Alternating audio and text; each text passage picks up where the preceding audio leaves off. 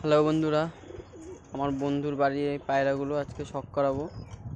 প্রথমে একটা ম্যাড্রেস দেখাচ্ছি, নর দোয়াশ।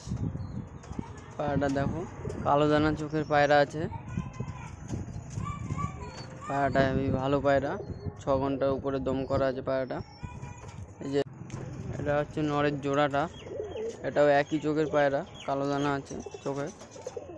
এটা নতুন নিয়ে আসা, আমার উড়ানো নেই এটা।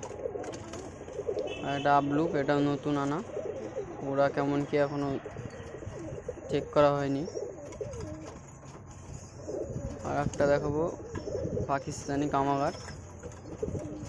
পায়রাটার চোখটা একটু দেখো,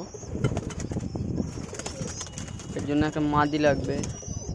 কারো কাছে যদি থাকে এরকম মাদি, তাহলে কন্ট্যাক্ট করে আমাদের একটু বলতে পারো, আমরা নিয়ে নেব। সেম মাদি হলে আরও ভালো হয়। আর এক জোড়া কালদমা দেখাচ্ছি, এটা নর। লেজগুলো দেখো, একদম গোড়া থেকে একদম বাঁধানো, ঠিক আছে। মাদিটা, এগুলো পুরো অ্যাকচুয়ালি ধারি না,